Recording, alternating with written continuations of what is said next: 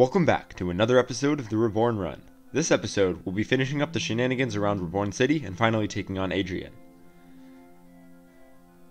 To start, I flew over to Route 1, hopping on a Tauros to reach the part of Celestine Mountain with the icy rock. Now that we can surf in here, I went down the dive spot. In a corner of the underwater zone, I grabbed the TM for Fling. Then, in the seaweed down here, I encountered a wild Wailord, so I caught it, bringing the total up to 533.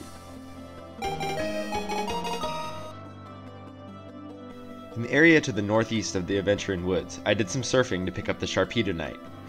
Lots of Megastones and Z-Crystals will become available soon, so I'll try to pick them all up.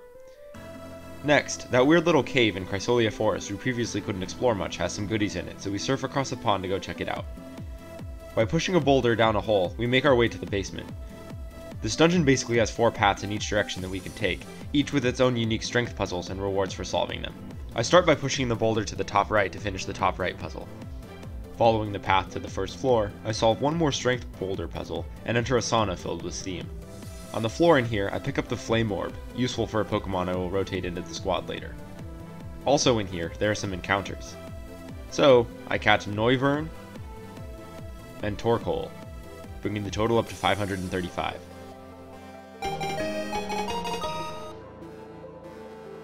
Back in the basement, I next tried to push the boulder to the northwest. This one took a while since you have to avoid large spouts that make it hard for you to progress, but it's not too bad if you save often and reset when you make mistakes. At the end of this path, I pick up the Cameruptite. Pushing the boulder to the southwest next, I solve 3 more strength puzzles, and at the end, I get the TM for Flame Charge. Finally, I push the boulder to the southeast and solve the final set of puzzles for the area. And I'm rewarded with a Magmarizer. That's enough pushing rocks for now. Back in Iolia Valley where we fought Luna, there are a couple waterfalls to scale, so I start at the top. Heading into a cave entrance up here, we pick up a dark material, which we'll use to get a Pokemon in a couple episodes' time. I again use Waterfall to pick up the TM for Gyro Ball. With those mid-game locations out of the way, I head back to Reborn City. It's about time to surf on Azurin Lake for the first time. Basically, Azurin Lake has a couple of sneaky entrances to some dive areas, so that's where we can find all the cool stuff. I find the first one, sort of in the middle of the lake, then head all the way to the left side of the main diving spot to find a little 2x2 spot where I'm able to dive down and pick up the TM for Light Screen.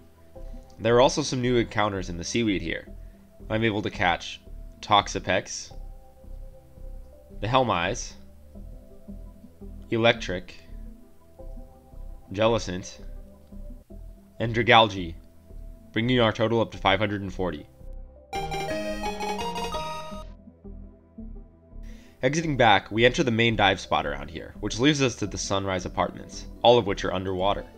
In the bottom right one, I grab the S12 key, and then find the K23 key in the topmost house here. Diving up at the top of this area, I surf to the top and then dive back down in the northern area, also Sunrise Apartments. We find the house S12 on the right, so using the key to get in, we pick up the S4 key inside. Opening the S4 house to the left, I get the TM for Rest. That's all the important stuff we can get in the Sunrise area for now, so I head back into the main area of Azurin Lake. There's an island cave just to the right of Apophel Beach. By going inside, I'm able to pick up a Focus Sash as well as a Macho Brace. There's also some encounters here, so by running around, I catch Barbaracle to bring the total up to 541. A bit up from this cave, there's another sneaky entrance to a dive area. Grabbing the Sunstone on the way, I dive down to get to the Fairview apartment area. Inside one on the right, I pick up the F14 key. A small house in the middle of the area has a thick club. Then I headed up and used the F14 key I just got to get the S9 key. In the top left of the dive area, an empty house contains the F34 key, which I used on a door at the bottom to grab the F1 key. Finally, using that at the very top, I was able to pick up the TM for Leech Life. That wraps up all the keys we have in Fairview for now, so I walked all the way up to Apophel Cave on the beach, and surfed up from here to pick up the King's Rock. A bit down from here, the rocks part to reveal another major dive area. After finding the sky plate and a rock, I headed down to the Kingsbury Apartments. One apartment toward the bottom contains the K5 key. Then, another below and to the left, I pick up a diamond ring we'll need for a quest later. Resurfacing here, I found a sneaky 2x2 dive spot, and headed down to pick up the Oval Charm. Back underwater, I used the K33 key from earlier, though it appears there's nothing important in here, since I forgot something for now.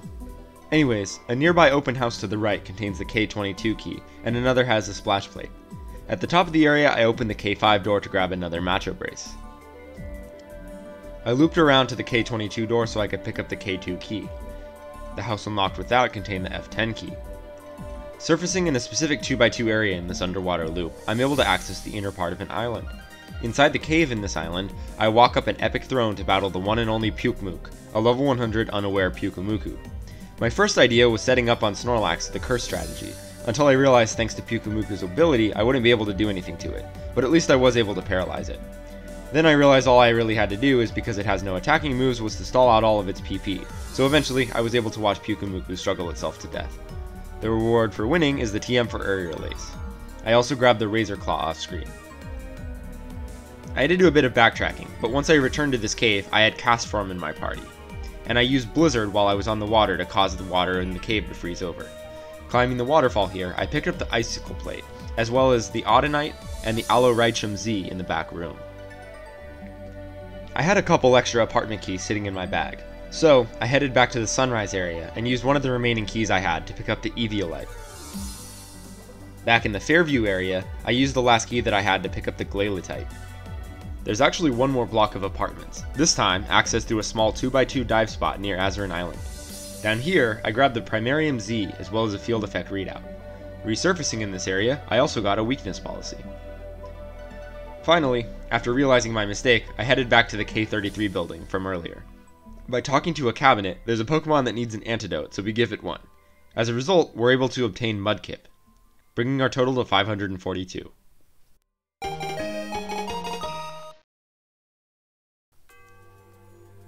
That's it for diving in the lake for this version of the game, so I proceeded to complete a couple more quests.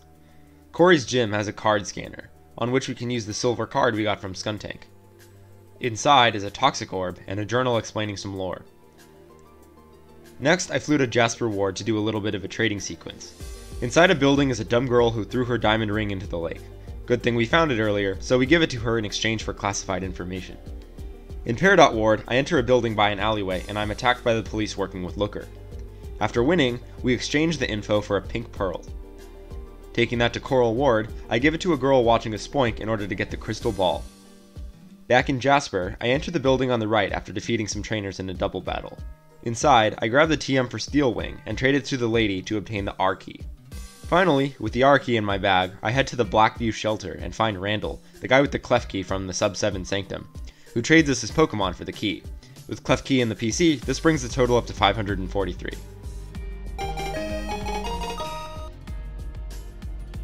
But wait, there's more! I headed down to 7th Street and took a ladder down to pick up the TM Skydrop, but then I went to the PC and grabbed the Sanctum key that the Clef key that we just got was holding. We use it down in the Sub 7 Sanctum. On the left side, there's a secret room. Inside of the secret room, there's yet another dark material, some field notes, as well as another book of lore. I also take the time to memorize the order of the Arceus statues in here. Back in the Barrel Ward, I enter one of the little rooms in its library. Inside, there are 6 obviously colored books on the wall. Talking to them in the same order as the Arceus statues, we get some more lore, but also we get to pick up another set of field notes and the TM for Solar Beam. That concludes that huge trading sequence. To the west, in Rhodocrene Jungle, I enter a cave and I'm stopped by an invisible Kecleon. Only, now they're swarming all over the ward, so it's time for me to find a solution. By talking to someone in the Silphco building in Obsidia, they ask us to raid the Devon building to find a model of the Silphscope. Only, this time the floor tiles are going wild. Instead of trying to time it out, I just put Diggersby in my party since it's a ground type and thus immune to the shocks, and then reviving some other Pokemon when I got to the top. By beating a trainer at the top of the building, I'm able to pick up the Devonscope model, as well as an electric memory and the TM for Dragontail. Talking to the employee back at Sylph, we obtain the Sylvanscope. Then I took it back to the Rhodocrene Jungle Cave, and I was ready for a battle. First, it's a double battle with a bunch of Kecleon. My team was pretty well set up to win this one. All I had to do was get up Trick Room, and then use Instruct with Oranguru, and let Drampa spam Field Boosted Hyper Voice in order to win the first fight. The second fight is a little bit difficult, because you have a weakened team. This time it's against a single, super powerful purple Kecleon.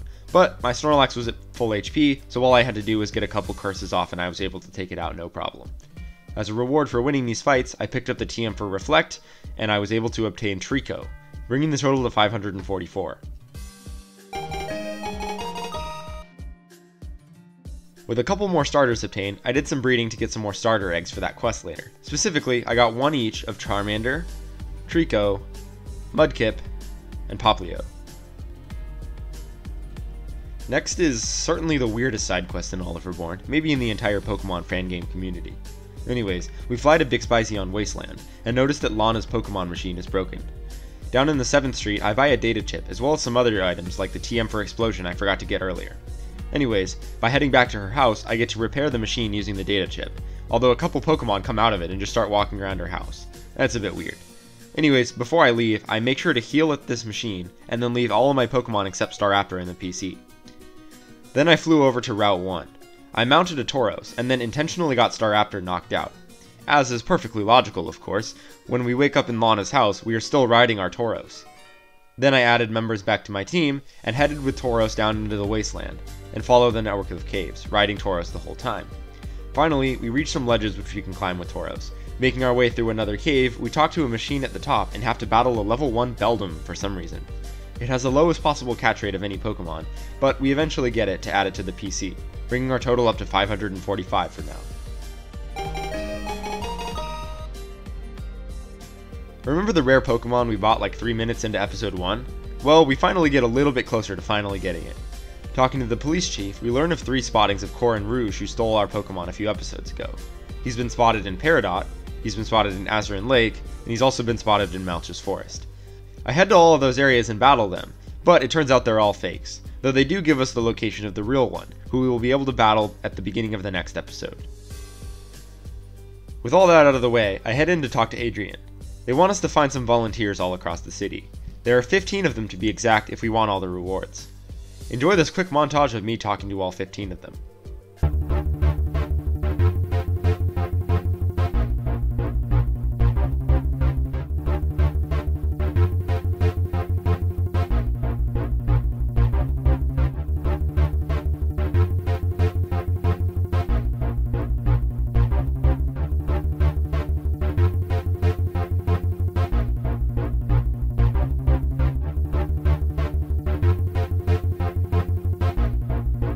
As a reward for finding all of them, Adrian gifts us the Wise Glasses, as well as an ability capsule and a star piece. Now, we could go ahead and do the gym fight now, but for being so close to the end of the game, my total Pokemon count was looking a bit low, so I figured it was time for a huge chunk of evolutions. So, I evolved Archon into Archeops at level 37, Treecko into Grovyle at level 16, then into Sceptile at level 36, Mudkip into Marshtomp at level 16, then into Swampert at level 36, Popplio into Brionne at level 17, and then into Primarina at level 34, Turtwig into Grotle at level 18, and then into Torterra at level 32, Fennekin into Braixen at level 16, then into Delphox at level 36, Beldum into Metang at level 20, and then into Metagross at level 45, Nincada into Ninjask at level 20, with an empty slot and a ball in the bag for Shedinja, Nidorino into Nidoking with a Moonstone, Clefairy into Clefable also with a Moonstone, Poliwhirl into Politoed by giving it King's Rock and using a Linkstone, Wynaut into Wobbuffet at level 15, Lombre into Ludicolo via Waterstone, Roselia into Roserade via Shiny Stone,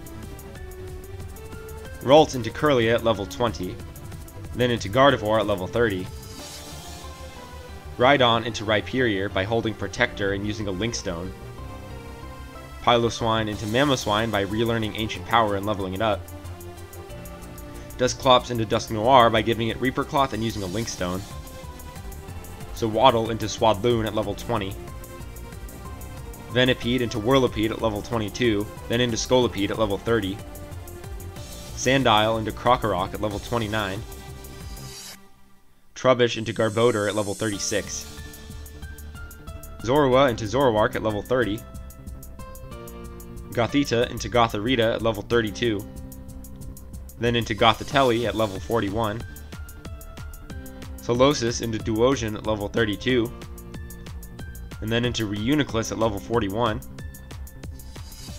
Vanillish into Vanillux at level 47, Electric into Electros via Thunderstone, LGM into Behem at level 42, Litwick into Lampent at level 41, then into Chandelure via Duskstone, Mienfoo into Mienshao at level 50, Flabebe into Floette at level 19, Bounsweet into Steenie at level 18, then into Sarina by learning Stomp, Nosepass into Probopass, and Magneton into Magnezone by leveling them up in the Uriu backroom where we got Rotom. Then finally, I bred Eevee 8 times so I could evolve one into Sylveon with Max Friendship and a Fairy move, one into Umbreon with Max Friendship during the night and no Fairy move, one into Espeon with Max Friendship during the day and no Fairy move, one into Glaceon at the Celestine Mountain Icy Rock, a shiny one into Leafeon at the Chrysolia Mossy Rock, one into Vaporeon via Waterstone, one into Jolteon via Thunderstone, and last but not least, one into Flareon via Firestone.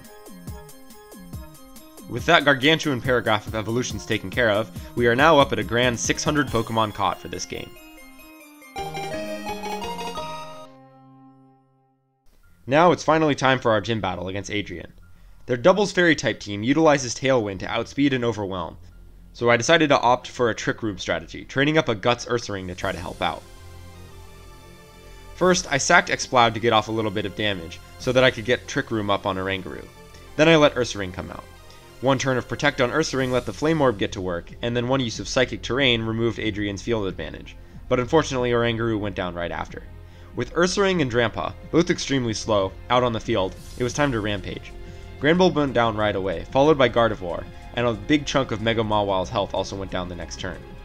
Togekiss was easily one-shotted, and Adrian wasted a turn by potioning Mawile, who then instantly died to Pyroar's attack once Drampa went down. All that was left was Florges and Whimsicott, who were no match for the combination of Pyroar and Ursaring.